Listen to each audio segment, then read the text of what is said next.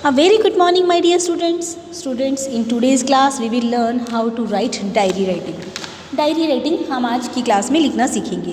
First of all you should know कि diary writing क्या होती है. जनरली बच्चों, कई लोग ऐसे होते हैं जिनको अपने daily day to day experience लिखने की आदत होती है, उसको हम डायरी राइटिंग कहते हैं.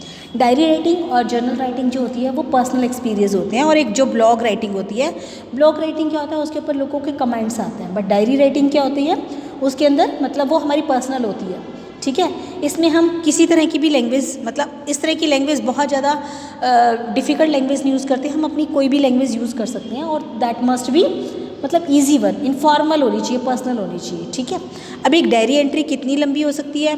अगर आप पेपर के पॉइंट ऑफ व्यू से देखो तो 80 वर्ड्स, मतलब 80 वर्ड्स तक की सफिशेंट होती है. अदरवाइज़ अगर आप वैसे तो ये 2 से 3 पेजेस की भी हो सकती है. अब इसका लेआउट क्या होता है डायरी एंट्री का? सबसे पहले आपको डे डेट टाइम लिखना होता है. उसके बाद सैल्यूटेशन, यानी कि आपको लिखोगे डियर डायरी, और साइड में आप टाइम लिखोगे. टाइम लिखने के बाद आप यहाँ पर अपना मैटर लिखोगे. ठीक है, आप उसके बाद हेडिंग लिखेंगे, डिस्क्रिप्टिव टाइटल. अगर आपको लिखना है तो भी ठीक है, नहीं लिखना तो भी ठीक है. उसके बाद आप इसकी बॉडी लिखोगे. बॉडी लिखने के बाद आप उसके बाद जैसे कि लास्ट में बोलते हैं leaving taking phrase like bye, see you और गुड नाइट, इस तरह से हम लिखेंगे. और सबसे एंड में हम लिखेंगे अपना नेम. ठीक है, उसके बाद चलिए हम एक एग्जाम्पल लेते हैं. फर्स्ट ऑफ ऑल, जैसे यू हैव टॉप्ड, आपने टॉप किया है and you want to share your feeling for that. तो सबसे पहले आपने डेट लिखी, फ्राइडे 4 फरवरी. Then dear diary, I have very special reason to talk to you. मेरा स्पेशल रीज़न है आपसे बात करने का. यू नो वॉट, आप जानते हो क्यों? मतलब ये हम किससे पूछ रहे हैं? डायरी से. I have topped all the sections of class 6. मैंने 6th क्लास में टॉप किया है. I am so glad and excited. मैं बहुत ग्लैड और एक्साइटेड, और मेरे पेरेंट्स और टीचर भी बहुत खुश हैं. This achievements means a lot for me. मतलब इस अचीवमेंट का मेरे लिए बहुत ही ज़्यादा महत्व है. I will get the trophy on the prize distribution day. मुझे ट्रॉफी मिलेगी. And I ask for a new wrist watch और बाइसिकल ऑफ कोर्स, और a holiday trips with my parents to Essel World और द वाटर किंगडम. मतलब मैं जो है अपने पेरेंट्स से रिस्ट वॉच या फिर बाइसिकल के लिए या फिर एक ट्रिप उनके साथ जो है एसएल वर्ड या फिर वाटर किंगडम के लिए बोल सकता हूँ. And but it also means that I will have greater responsibility and the bigger challenges to face in class 7. मतलब अब क्या है, क्लास 7 में मुझे इससे भी ज़्यादा चैलेंज को फेस करना पड़ेगा.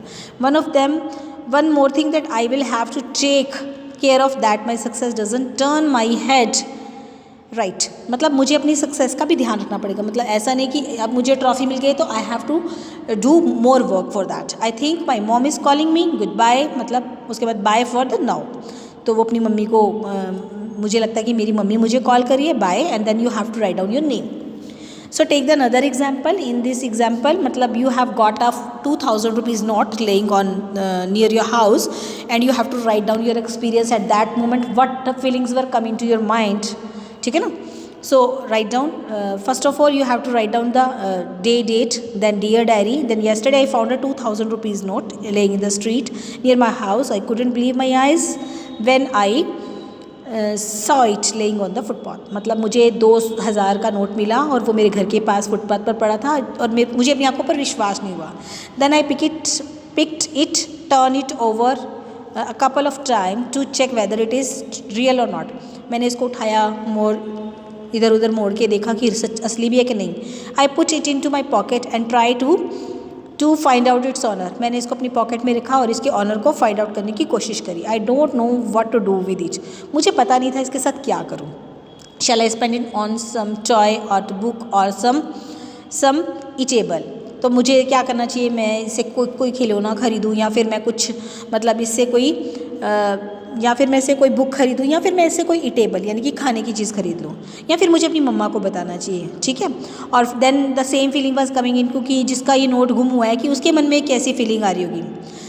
These are some questions that have been bothering me. मतलब ये क्वेश्चन थे जो मुझे तंग करे थे. I think I should tell my grandpa all about it and he will tell me what to do.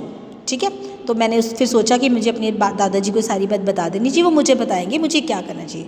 And my grandfather suggested me to try and find out the owner. उन्होंने बोला कि पहले तो इसके ऑनर को ढूंढने की कोशिश करो, and if you not found, अगर कोई भी नहीं आपको मिलता, then and he want to me donate this to the nearby orphanage, तो मतलब इसको किसी अनाथ आश्रम में डिपॉजिट डोनेट कर दो। I think donating it to the orphanage is a good idea, और मुझे लगा कि ऑर्फनेज के अंदर इसको डोनेट करना अच्छा आइडिया है। तो उसके बाद आप क्या लिखोगे, at last time you have to write bye diary and then you can write down your name. Thank you, have a nice day.